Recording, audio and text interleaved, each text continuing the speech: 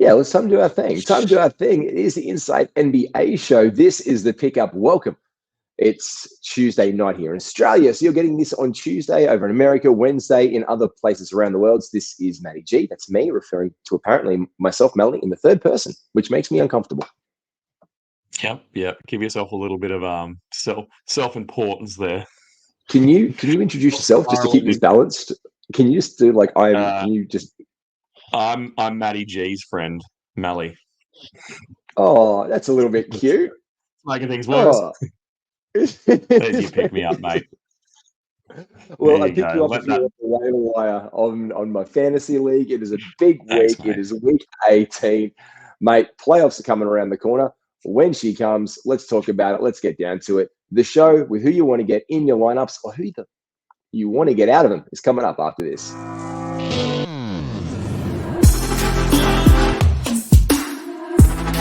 Welcome to the Ultimate Super Coach and Fantasy Sports Show. You are now listening to the Insight Fantasy Sports Podcast. Is the voiceover guy concussed? He seemed to be going really slow motion just then. Is he drunk? Yeah. That's how it goes. I'm actually contemplating a decision in my head, and I'm dicing up between strategy and morality because I've got one week where I start my 16-man playoff. I'm in first position at the moment, but the guy who's in eighth, we go 8 in this league, so 8 get through, 8 go out. I love that. Love that. The guy who's in eighth, I'm playing this week, and I dare say it looks like he's going to hold eighth. I don't know. I don't want to verse him because I think all the things that he is, it will like work against what I am. He's a big You're just a man of the people. You're a man of the people. Yeah. No, he's a big defensive guy. This guy's got a solid team, and I'm wondering, do I throw it? Like, do I sit all my dudes on purpose just to see if I can push him through into seventh, or do I go hard at him? So I can have a look at what his team's like and go, all right, he got me in steals, he got me in blocks. I got to do a little tweak before I go into playing next week. Yeah, some advice, mate. What would you do? Oh, I'd rest. I just look at what cats you want to go. I'd check out the guys who are in seventh, see how they're tracking for the week. Also, the guy in ninth, because the thing is, the red herring guys, if it's a very close cutoff in the bottom of your league, if you're playing him this week as well and you think you'll get the win and the advantage, it probably could be as well because you have more games than him. Like, let's say you're on a 38-game week or a 40-game week, and he's on like a 35, 36-game week. So if that's the case, those extra peripherals, especially blocks and steals, the more guys you get out there, the more opportunity that you have to be able to rack those up. And I've got an interesting stat for you. I have taken a screenshot because we touched on it in last week's pod about how many waiver moves and trades you have made this season in a league. So I actually went in and I screenshotted that. And so at our final push off, we will do that next week to show. I'm probably going to shame the league a little bit because I've taken everyone's and then there's you, the outlier. So we'll focus in on that next week. Mate, it is week 18. This is the push for the playoffs. There's many people who wrap this week or have 2 weeks left. I know, Matty, we're in a league together. Really dicey. It's one of the ones where it's only a top 6 in 12 and 1 and 2 get a rest week. And then it's nuts. There's like 1 week that you win by 1 cat that it's in and out. This is our week 18 slate. We've just had our 4-game Monday. We'll have a bit of a chat about that very, very soon. Tomorrow, it is not good for picking grapes off the vine. There is 11 games, which is 22 of action. But then we have a little bit of a plateau through Wednesday, Thursday, Friday, Saturday, and Sunday, with Thursday, Friday, and Sunday being a bit trickier, but possible. Matty, take us through the back-to-backs we can look to for Tuesday, Wednesday, and for the rest of the week, mate. Yeah, I'm just looking at the teams we got here. So we've got Nets, Pistons, Heat, and Knicks who do the Monday, Tuesday. The Tuesday, Wednesday, we've got the Bulls, Cavs, Mavs, the T-Wolves, and the Big Bad Pels. Who else we got? Wednesday, Thursday, we've got the Nugs and the Lakers. Thursday, Friday, Hornets, Warriors, Bucks, and the Wizards. Friday, Sat, we got the Grizz and the Blazers. We got the Suns on Saturday, Sunday. Seems kind of fitting. And then Sunday, Monday, rolling into our into the start of, for some of us, like myself, the playoff week. We got the Clips, we got the T-Wolves, and I missed the last one there. Who was that? You cut me off. Oh, the Oh, Thunder. the Thunder. Great. That's Thunder. good for me as a CCA owner. So we can Yeah. be looking for those guys going into the playoffs straight away. We're looking at Norman Powell's. We're looking at Nikhil Alexander Walker types, Kyle Anderson's, Lou Dort kind of guys to help on that back-to-back Sunday to help give us the edge in our league, but also set us up for the Monday. Because being a playoff week, Malley, look, you want to make them shit their shorts out the gate. Yep. Yes. Panic moves. That's one way of putting it. Let them make some panic moves. Yep. Yeah, exactly. And that's, again, talking about my little scenario, my little quandary that I have going on at the moment here. It's, do I push this guy to the limit and make him freak out? Because I know next week I've got a more favourable – I've spent too much time on my computer. I've got a more favourable week than him. So that's kind of how it goes. This is the teeter-totter effect where this week he's going to have more games than me and he's going to beat me. I'm not going to start pulling blokes off the waiver wire just to get a win against him this week. I'm going to lose gracefully, or I'm going to pull everyone and lose on purpose. But next week I got him. I hold. How many games are you ahead in the hold for one? The guy behind me is 2, so he'll get a win this week, and I'll still come first. So I'm good. All right. So you want to come into second and make him push up, mate. Look, it's an interesting strategy, and I think it is that time of where you want to start looking at your opponents. So it's not so much about your own team. Sometimes it's about it's the art of war. Know your enemy. And so, what are their strengths? What are their weaknesses? I know Mick Dell and I last year we were looking at guys and we're like, oh man, this is a really good matchup for me, bad matchup for you. And you talk to your mates about these things because there's a lot, like you said, like guys who are really defensively built. Those counting stats, like, can we talk about how sexy Victor Wembanyama is? I'm playing against him in a 3-week semi-final right now. So it's in one of the FBI basketball leagues. We've had the 2 weeks through the All-Star break. So we had our standard long week 17, and week 18 is still the semifinals. So it's over 3 weeks. And I was projected, I would have said to have won steals and blocks. He has a very lanky Frenchman by the name of Victor Wembanyama on his team, who pretty much racked up 2 5x5s back to back. Yeah, I'm already thinking about him for next season. Like, it's going to be like seagulls to a pack of chips. Hey, everyone's going to be trying to get into him. He's a marvel. Like, he's just doing everything. And when you can put back-to-back 5 block and steal games together, well, that's just silly. 1 assist off. Would you not just feel a little bit shit if you were Jeremy Sohan or Devin Vassell? Like, sorry, man, I tried. Yeah. Should have put it in. Yeah. I'll be better next week, boss.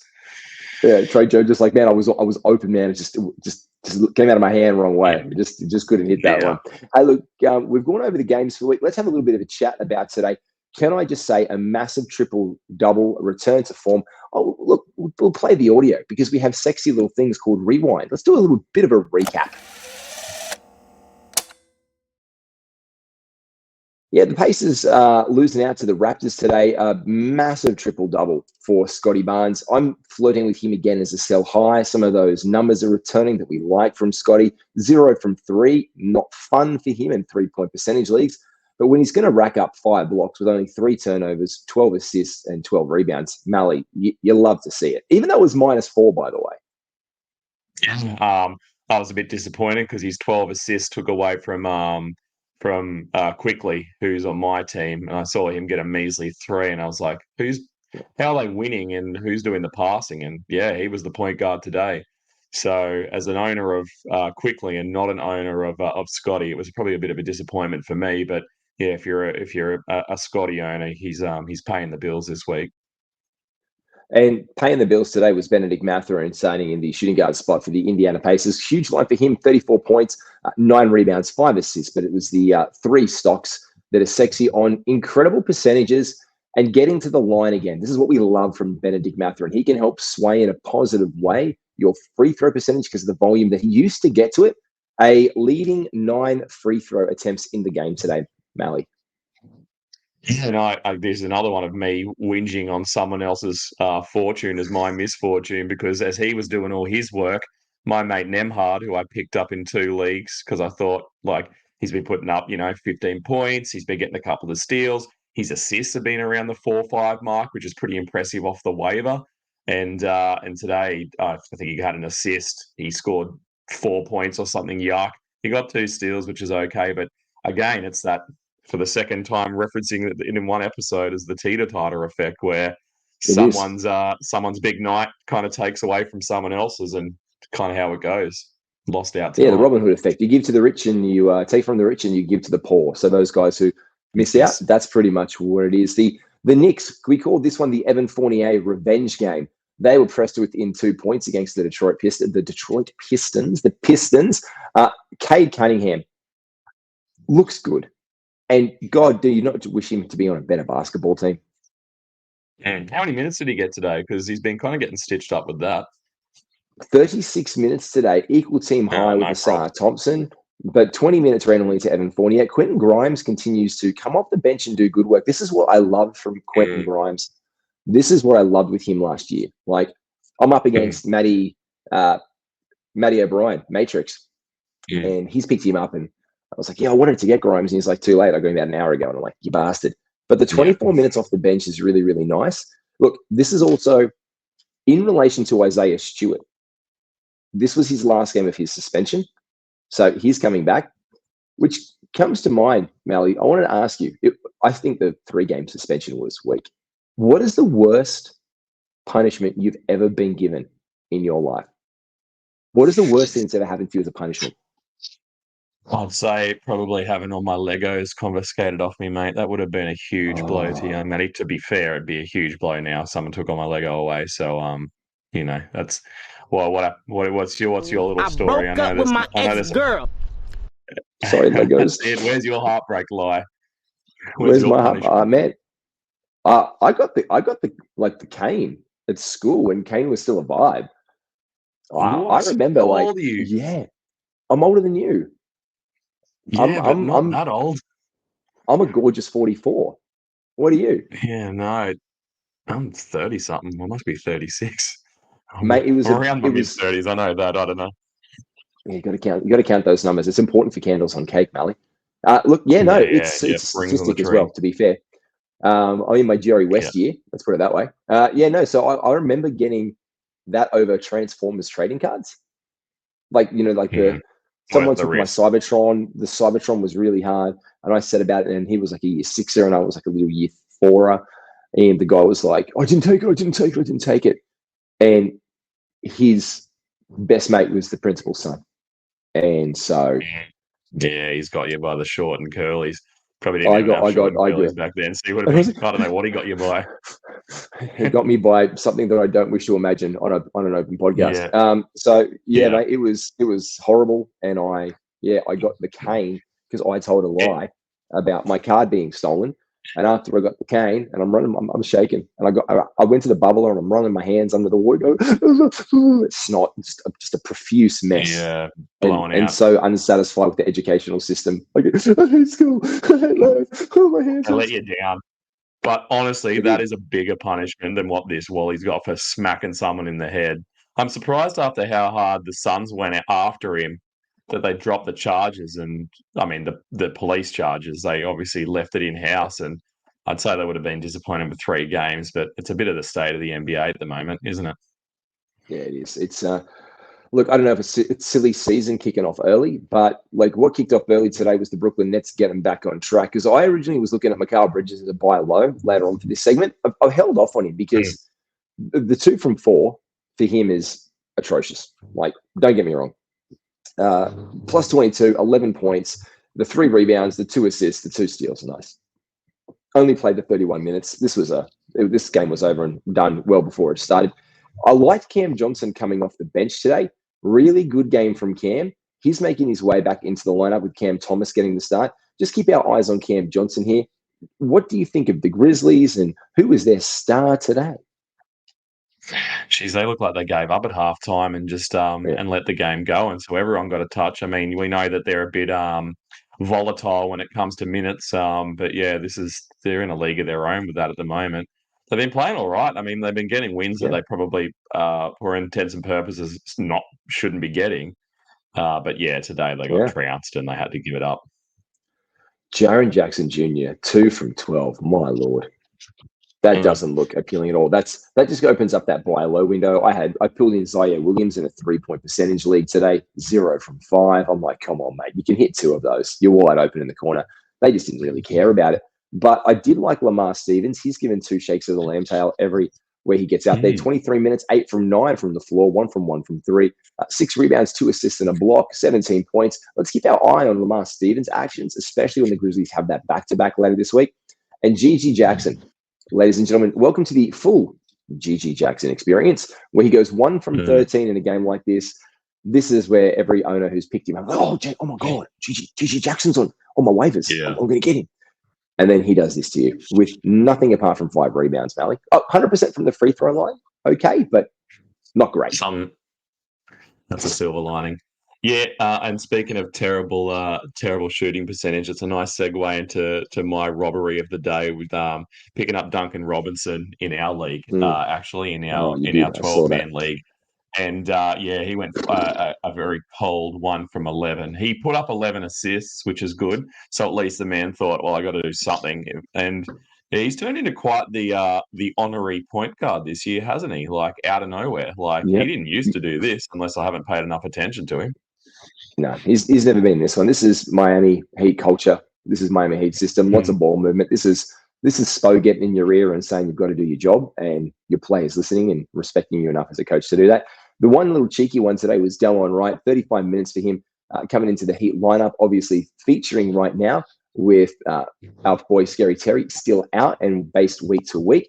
Rumors are he could come back early, but look, I love 2 from 4 from downtown from him. I love 5 to 6 from him. I love the 5 assists to 2 steals in the block, because that is what Delon Wright. That is the Delon Wright experience. Let me give you some peripherals and do it with some decent percentages. And he's a great Heat player.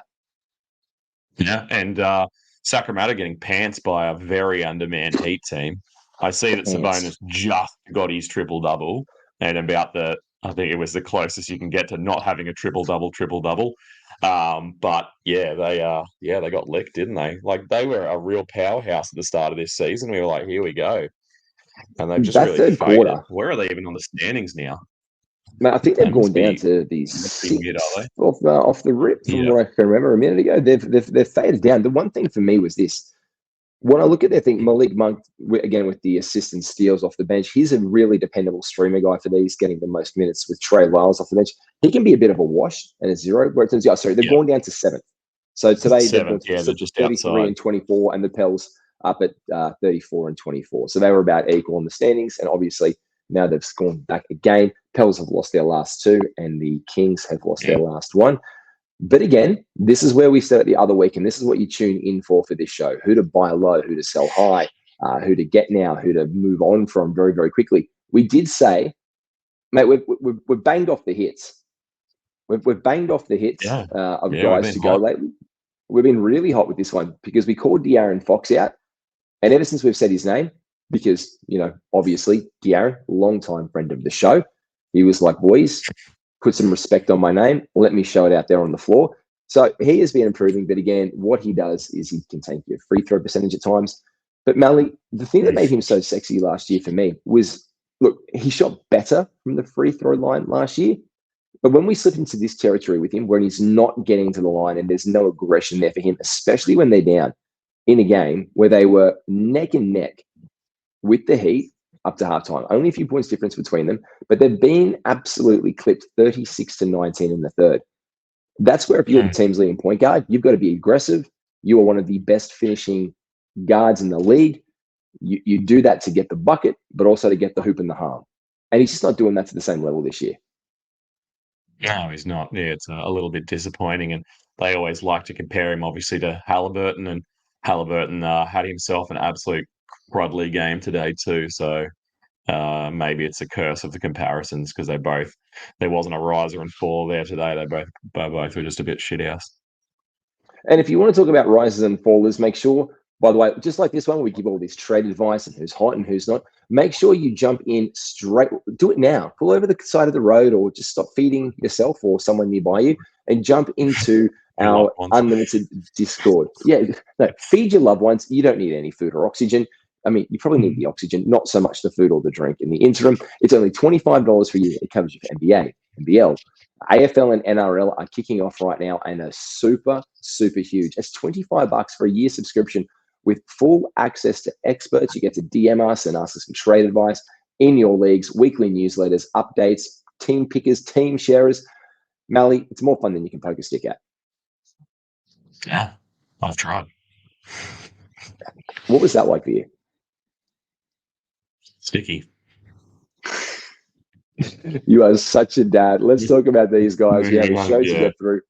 And you don't know who my hot guys are, who my sell highs are. So let's get to our hot guy. Pull over by this hot guy and let me out. Look, this was a really tough one this week. I'm not going to lie. And right now I'm looking over all the stats and seeing what they're doing and who I should get and who I should drop. And I'm still not 100% convinced, Malley, because this guy's been a bit of a conjecture. And we picked him as well to have a bit of a, let's call it renaissance, if you will, after the All-Star break. I did make the question, could it have been the Damian Lillard redemption tour? And Damian Lillard has been firing away on all cylinders. He comes back. He won the 3-point contest. I might not be a lot, but it just seems like his confidence and he's a bit more rejuvenated. I don't know if that's because of Doc Rivers in the house, and it very, very well could be. When you are a superstar, you do get to have your say of who's good and who's not. But he has been playing incredibly well the last couple of weeks. He just comes back and looks rejuvenated. His last games, the assists are there. Almost a triple-double 2 games ago. For me, this is a guy who's showing form. The 3-point stroke is coming back up. 3, 2, 4 after a few 2 games. The percentages in his last game were excellent. His free throw percentage has come back up after being up and down all over the place. It looks more steady. He's hit 100% from the free throw line, but it's on the amount of attempts that he's taken, which I like. So he's gotten to the line 4 times, 7, 4, 4, and 6. He's being more aggressive, and in that time, he has only missed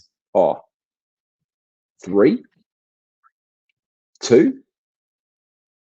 His percentage has been fantastic. This is what I love as well, the steals. I love that those peripherals, and they've been around all the season from him.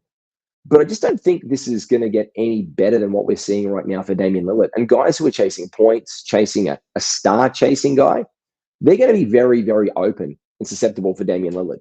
He's got the name on the back of the 3-point contest, winning All-Star MVP. Oh, mate, look, he's doing so well. The Bucks have got to push for it. Well, they kind of do. They're tied in the second place right now with the Cavs in the Eastern Conference. So there is something, and we all know that sooner or later we get Dame time. So for me, I think one of our sell highs is this bloke. And I'm telling you, you need to get a great quality first rounder back in with that, or an excellent second rounder and some change, and a decent chunk of change for Damian Lillard as well. Because I think you might be able to sway, especially if you have a Bucks on it. If you're a Bucks fan person, well, maybe this is your time to slide into their DMs and say, hey man, look, he's been red hot. I know you want him. Let's get a deal done. Because Malley, what we should say is a lot of trade deadlines, that window closes at the end of this week, the 3rd of March. So come next week when playoffs lock, basically playoffs is the deadline for a lot of leagues. Yeah, 100%. And I think, with Dame, I think you're right on putting him on the sell high side. I just think, he's got old legs, and I think even though he did play in the All-Star game and he had a shoot around in the 3-point contest, he still would have felt refreshed after having what was, for all intents and purposes, a week and a half off without playing basketball. I think another thing is, and I'd like to look more into it, but it seems to have correlated a little bit with Middleton being out. It seems that those two don't work on the court together. Like he seems to work all right with Giannis, and they do their own thing. Like they just take it in turn to run the plays and do the scoring. And it's like, I'll crash the boards and get rebounds and put them in, or I'll drive the lane, and you're out there looking for your threes, you're hunting for your pull-ups, whatever it is that you've got to do. But yeah, Middleton just seems to be the piece that doesn't work for him. So I think that might be another thing. Drake at the team. When he I comes put myself together. I'm the glue. He's the glue guy for this team. Like, he's Bucks legend, Chris Middleton. at this point. And Mm. it just hasn't worked. He's always been a really great additional creator off the ball. And that worked really well with Drew Holiday, who likes to initiate, but he doesn't also need the ball in his hands, where Dame is an ISO guy. He loves it. If there's 12 seconds left on the shot clock and he doesn't think anything's happening in the offense, he'll just call them out. He'll be like, I will take this to the cup, or I'm going to pull back and try and make a ridiculous shot from 3/4 of the way down the court. And we've seen him make them. So that's just ingrained in him as part of the person that he is. My other sell high guy is another guy in the Eastern Conference who has locked up the number one spot as far as I'm concerned, with 8 games between them. And they're the number one team in the NBA. But this guy, again, has made it back onto our radars because we know that Derek White at the beginning of the season was absolutely on for Wago. And the man has been a top 12. That's a first-round player. For Derek White in the last week, he has been ridiculous. He has buoyed my three-pointers galore. He's getting all of the looks in the world. Steals are back there. The assists are steady, but it's the percentages. They're ludicrous. In the past 4 games, he has basically been an average of plus 600. He has been 1,000% from the line on 5 attempts, 2 attempts, and he didn't take any in his last game. So he is looking the goods for me when I look at this. I look at that and I'm like, yeah, man, this is nice. 5 attempts, 2 attempts, 1 attempt. He missed one of those free throws, fair, but in the next game, none. When he's aggressive in this team in Boston, he looks so good. His minutes are solid, averaging around 32 to 33 minutes a night. From 4 games ago, 38 minutes a night. Whenever there's a resting starter, he takes more influence of the ball. So it is, again, for this, that you trade yourself for a really nice, sexy first-round player. Now, this is the thing about name players, Matty. Talk us about, like, if I was to offer you Derek White right now for teammate Jason Tatum, what would you say? Just off the cuff. Not a chance in the world. Because it's Jason Tatum, and we all know that it's his team. But he's been outperforming Jason Tatum in the last 3 weeks. Would I be able to offer you Scotty Barnes for him? Yeah, again, it would be a no, just off name value and how they sit in their teams. And Derek White somehow has been, again, 3 spots above Scotty Barnes. What about Anthony Edwards? Superstar Anthony Edwards, one of the darlings of the preseason fantasy scene. What about if I offered you him? He's the 13th ranked player currently. Would you trade the current 8th best Derek White for him? Probably not. Yeah, I mean, it really comes down to the fact, even if I did press accept, I don't think the league managers would let it go. So, again, And name this value. is the name value. So this is the thing. You'll be able to sell high on him. Again, perfect 2-for-1 opportunity to really bolster your squad for playoff. But if you can get it over the line, if someone blows up about it, like, especially if you're in a no veto league, if other managers are frothing at what Derek White is bringing to the table right now, like, they are frothing at it. And so a smart league, especially in a competitive league, will see this as a nice strategic move, possibly for someone looking to stitch up a playoff spot and consolidate, maybe. And if you're looking to push in, that's probably where you could go a little bit with it. But the guy has been on fire. Again, in the last 2 weeks, he has been the 7th best player. That's insane. So this is where, again, Derek White is back on our radar. He's averaging 32 minutes a night, 21 points, 4 threes, 3 rebounds, 4.5 assists, 1.3 steals, and almost a block a game. He is 600 from the field and 100 from the line. It is time to sell high on Derek White.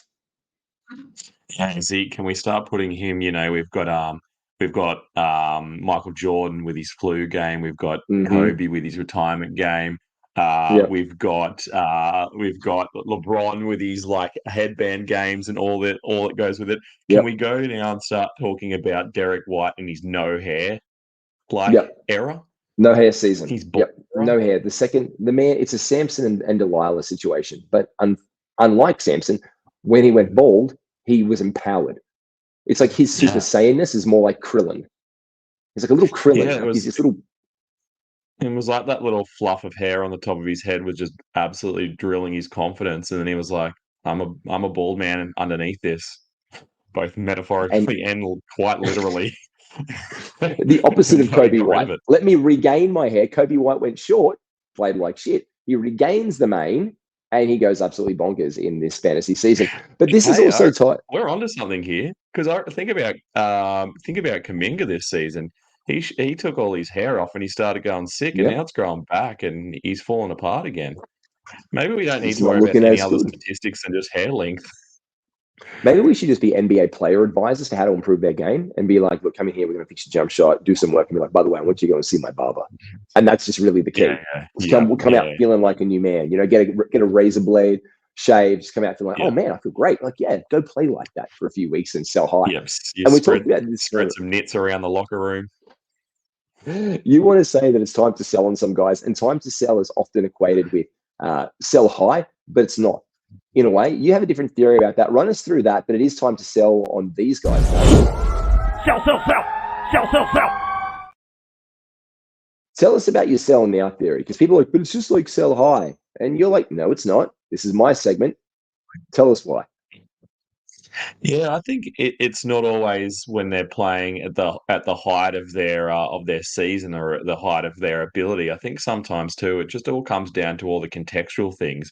You know, like you got to look a little bit deeper than like than the high water mark. It's about who they've been playing, who they've been playing with, their health, the health of the players around them. You know, as we can see, even with someone like Damian Lillard, it comes down to mental health too. You know, like this is probably the year that I've felt, even with the COVID years, that these guys are humans. You know, like there's a lot more talk now. Even with Ricky Rubio today coming back out and saying he's going to play back in Spain. Just about like the importance of mental health in the game. But yeah, a strange segue into Herb Jones being my first one that I think it's probably time to sell on. And for him, it really is probably the fact that he's playing well and his numbers are good, but it's also the context that's going with it. So why he's trending at the moment, he's a scoring option with games missed by Zion and games missed by Ingram with his sicknesses. He steals a sky high, which is absolutely rocketing him up the fantasy boards. He's had 3.2 of them either side of the All-Star break, so the 2 weeks around that. He had a 7 steal game, which put it way up. I think on some of the sites I think he got 8 on that, and then they must have been like, let's just bring it back down to earth at a funky 7. But he's been efficient from all shooting locations. He's been otherworldly, but it's been on low volume. Like he still is their, fourth offensive option, even when he's in that starting unit. When these it's the things minutes come back to too. normal, I got to say though, on that though, it's the minutes though. It's the minutes, because this is why it's also sell now. Like you said, it's like, hold on, man, but what about Zion and Brandon Ingram? It's like, yeah, dude, but look at the amount of minutes the guy's playing. 38 and a half, 37, 36 the last few games. Then there was a 27 one, obviously versus the Washington fucking Wizards. I mean, come on. Let's not do a spaniel sideways here. 35, 37. So he now has the history of like, no, but mate, look, he's out there. He plays a shit ton in this lineup. All courtesy of Trey Murphy being out to start the season and him giving a little bit more shine. Yeah.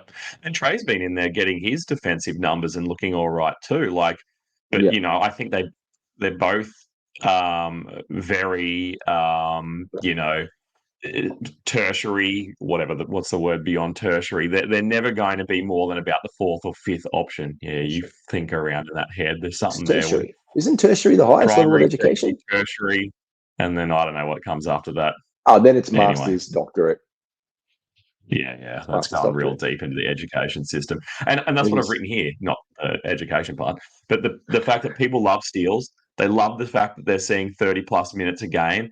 They love forwards. People love forwards. Especially in fantasy basketball, they do a bit of everything for you. Right. They love New Orleans and they love Mardi Gras. I'm assuming people love Mardi Gras. People like beads. So I've written down my last line here is it's time to sell and move on with your life. I just think, yeah, and it wasn't, as you said, that long ago that he was almost a drop. It wasn't that long ago. You're like, oh, he was being dropped. He was dropped in a lot of leagues. Herb Jones was dropped in a lot of leagues. Like, that's not meant to about if you're a Herb Jones owner, or should I call him Herbert Jones owner? you might be ruining the day a little bit because he's been on and off leagues. He's a 66% rostered guy in Yahoo right now. He's gone up 2% in the last day. And if 69, 70% is your cap for saying this guy's available, well, he's been in it. I just brought up his history in one league. He was drafted at 70th in one league by the dog under the table. That wasn't nice of me. Oops. Now they drafted him. They kept him until the 27th of December, and they dropped him. He was added a week later by one guy. He got a burn in there for almost a month and was dropped, and he was actually re-added 2 weeks ago. So as you can see, he'll be on your team for a while. He'll be one of your darlings, but he'll be one of the guys who gets dropped in your league. When push comes to shove, serious players will drop him down a fair bit. And he's a feast or famine dude. He can hit every three, and he can get, his 5, 6, 7 steals, and then he can go back to doing nothing. No assists, a rebound, 5 points, no defense. Who that reminds me of? Oblivion. That reminds me of, just one of the best international players in the game. From north of the wall, your other bloke. A feast or famine bonanza for one, RJ Barrett Malley. Feast or famine, defined and personified. Exactly right. And I start here by saying that we're closing in on RJ having played nearly as many games in Toronto now as he has in the Big Apple. I think the ratio is like 26 there, 21 in Toronto. So we're edging on to being able to have a decent-ish comparison of his time there and his time here. So the data. We all do like a little bit of edging. Yeah, a lot of edging. The show promotes it. He's been undoubtedly a better version of himself in Toronto than New York. I don't think there's many people who would argue otherwise.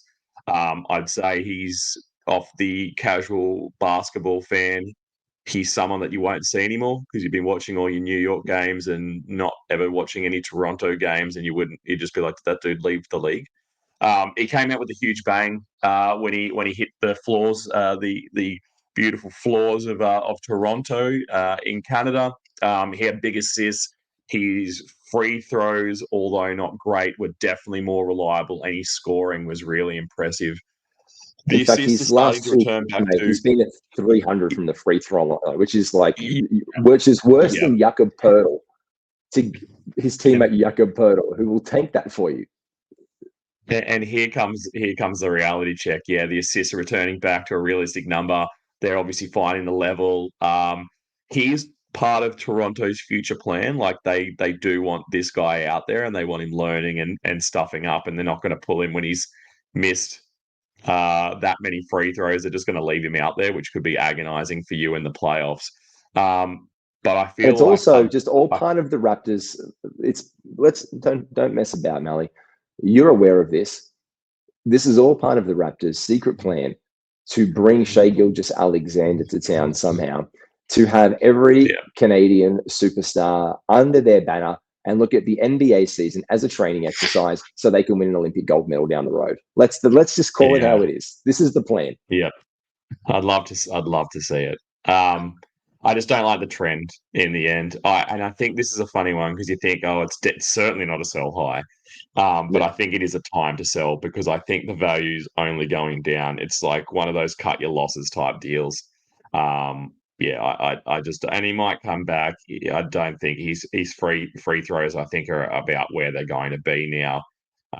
He's scoring on the team. Like there was a dip for Scotty Barnes, and now Scotty Barnes has taken control of the offense again, which is what they obviously wanted him to do. He took a bit of a backseat when the ball came across from New York, but he's like, all right, you've had your fun, like out of the way. Yep. I've got this. You just stay out there and hit a three every now and again.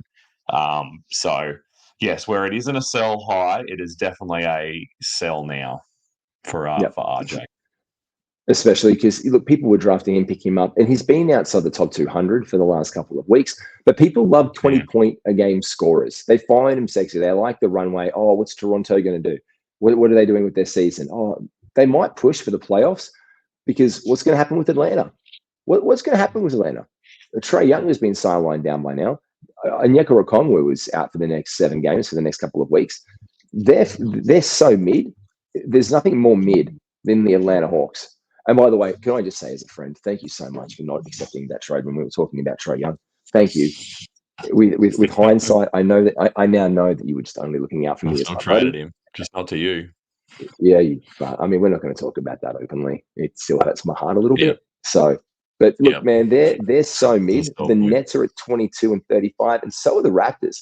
And if these two teams, the Raps have won 3 in a row.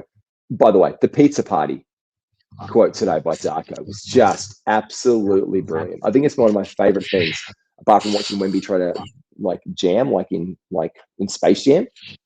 What did he say? I missed that one. What Darko say? He's having a pizza party for them winning a 3 in a row. He was like, we're having a pizza. I'm buying everyone dinner. We're having a pizza party. Because he realizes that the average age of the people in his team is 12. And slave labor is apparently condoned in Canada. He's like, the Raptors are getting a pizza party. So. That's you're not 21 yet, boys. Come on. Ease yourself down. I guess that brings us to a guessing game and to my ice cold bloke. And I'm going to sound like such a hater, and I'm okay with that. I am, because you have to be when you make these takes, you've got to just have a lane and stick to it.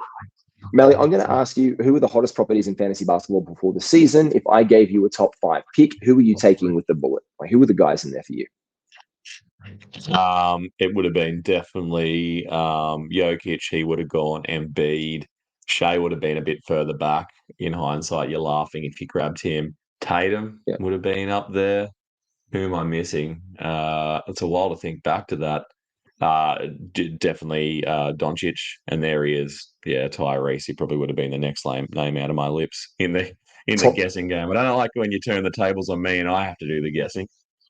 Yeah, I know. You haven't given me one tonight, so I had to just keep it fresh for the listeners. Basically, wait a second. What's G doing? He's it's a role reversal situation. We're trading places, and I think it's Tyrese Halliburton, and I want to be very clear that this man right here is one of my favorite NBA players. I love Tyrese Halliburton. I love his non-selfish game. Sure. He is incredible. He's an incredible talent. He came back from injury too early, so the crux of this whole thing is he hasn't come back right. Let's be honest. If he's out there to get an award to make an extra $20 million on a contract, whatever the illustrious figure will be for him making an all NBA team, which he might not if he keeps this up, which is the other thing as well. But he's got to put himself in contention for it. We're talking about dollars in your bank account. We're talking about guys making generational wealth here. And Tyrese Halliburton is an exceptional player who I think he has one of the highest fan approvals. If I mention Tyrese Halliburton to even a casual or a deep cut guy, people are like, "Oh, fuck that guy." They're like, "Yeah, I love Hali." He's got one of the highest approval ratings. But in all fairness to the bloke, he has been. This is a first-round guy who has been edging back in a little bit. Now let's go over the last month. 59th best. Last 2 weeks, 38th best. Last week, the 87th best. And on the season, he's the 10th best player. So again, we talk about names, Malley. I just want to say that you should put feelers out there for this bloke because, look, I love Hali, but he's been outside the top 75 in the last week. So it is a buy low window. There's going to be owners who are panicking. He's averaging under 20 points again, 9, 17. Yeah, the 25 and 21 were nice, but 13 and 22. And then 5 points again in a blowout to the Golden State Warriors. There's just a track record there. And the assist there, if you're keen for some assists and some cheeky steals, amazing. The field goal percentage, 455, acceptable. His free throw percentage has dipped though, which has been a slight concern. He hasn't got the same legs under him right now at 714 in the last week. But this is where these buy low windows come into play. And as we said, we were talking about the NBA schedule. The Pacers are now in a very competitive jump for the play-in tournament. And I am sure these blokes don't want to get stuck in the play-in. Because they've now slipped into 7th place because the Heat have won their last 4. And they've now slipped into 7th. The Orlando Magic are only 1 win behind them on 32. And the Miami Heat are on 32 and 25. So they've got more games to play. It's the Pacers to lose that 6th spot. They've played more games off the back of these teams first. So they need to win games now when these other guys have catch-up games. Maybe some back-to-backs will help them out for the Heat and for the Magic, possibly. But the Philadelphia 76ers, they're 33 and 24. So there's this clump of teams in here, and they're going to want to jump the 76ers without Embiid. They're going to want to jump the Heat, but we all know this is the Heat's time to shine.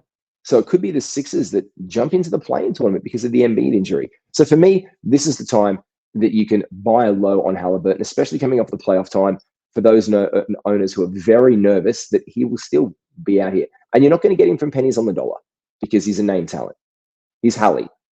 But you will be able to get him for the lowest price you've been able to pretty much all season, apart from when people traded him for pennies on the dollar when he got injured and it looked like it was going to be for a sustained period of time. So that's my rant on that one. But you have another one, though. You've got your guys to buy, which is exactly like this one. If people are buying low, well, who do you buy at the right price right now? Buy more. Sound fair enough? Mate, talk us through your first one here. I mean, sorry. Wrong slide. Damn, it doesn't matter. There he is. There we go. Oh, it's one of those, spot the difference.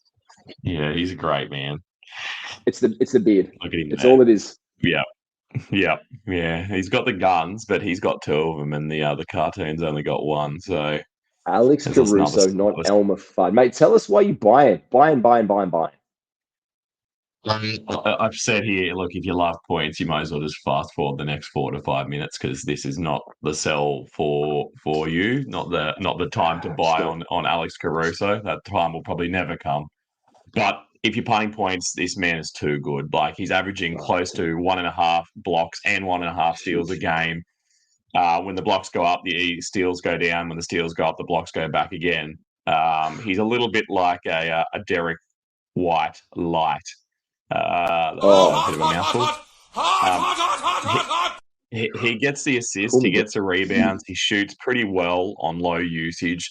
And I think the most the kind of confidence-inducing thing about him at the moment is that he's been able to play whole games and he's been able to play these 30 minutes since that start to mid part of his season where either A, wasn't playing, or B, he was playing half a game and getting hurt. He didn't seem to sit a lot of games, but boy, did he play a lot of 13 minutes and off type games. There's no more Levine cloud looming over him for his starting position. I know sometimes he takes the bench when they roll out the Trojan horse. What's his name? What's their backup center's name? That huge dog. Andre Drummond. It is. There you go. See, I said we'd have a guessing game by the end of this. Yeah, well played. And I think with Patty Williams' injury too, I think he's negated his position in the starting lineup now. They like what Caruso does. Caruso, I think they need to move Caruso to the Miami Heat. He's a culture man, and he does the things that they seem to like. But he's worth his weight in gold. Yeah, 100%. He's worth his weight in gold for playoff savvy managers. That's my last little line here. That he's a guy who seemingly doesn't do a lot due to the fact that his scoring's pretty low. But he's that Swiss Army knife, the jack of all trades: steals, blocks, assists, rebounds, enough points to not be, an absolute shocker. The percentages couple are all threes, 12 points. Threes. Yeah. He's just he's averaging 30 games the last couple of weeks, like you said, Malley. Like he's right there on the, and if you look back at his seasons in the past, last year he averaged 23 with all of his injuries. The year before, 28. And back to 2021, 21 minutes. So this is the most minutes. He's at 27. He's almost rivaling his numbers back in 21 from 22 for minutes. And I expect them to continue. I expect them to push, actually, to play in the play-in tournament. So they're incentivized to play Caruso and Sumo. So, 100%, if you can, get your hands on that bloke. We love Alex Caruso. And there might be a chance that he's not a time to buy guy because he might just be on your waivers. I hope not. I don't know what's happening in your league if he is, but that's where he started. So people are obviously, with those guys. I mean, the other day I made a trade. You might like this one. I made a trade. 60% rostered. He's gone up 1%. There you go. He's just there right at the cutoff. He's just there. I had Franz Wagner, and I traded him for Jalen Jesus Christ, what's the Atlanta Jalen's last Green. name? Oh, Jalen Johnson. Jalen Johnson, yeah. And I love that. I thought about that. Like, if you look at that just at absolute face value, I feel like most people would think I got ripped because I basically traded a guy who people were picking up in the 40s, 50s type range for a guy that just came off the waivers.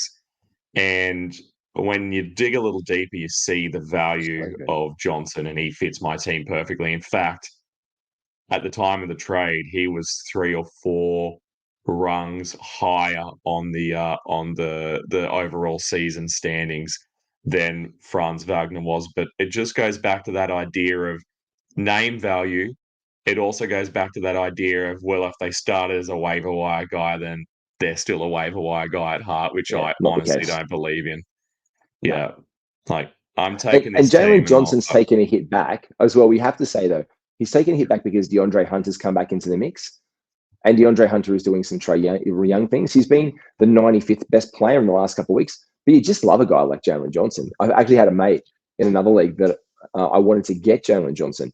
And I was sending him a real decent clip. And he ended up getting to me. He's like, I should have taken that there and then. I'm like, I know. It still would have benefited me. I think it would have fitted my team absolutely perfectly. But yeah, when these things happen, and injuries are generally how this thing, the domino effect of fantasy happens.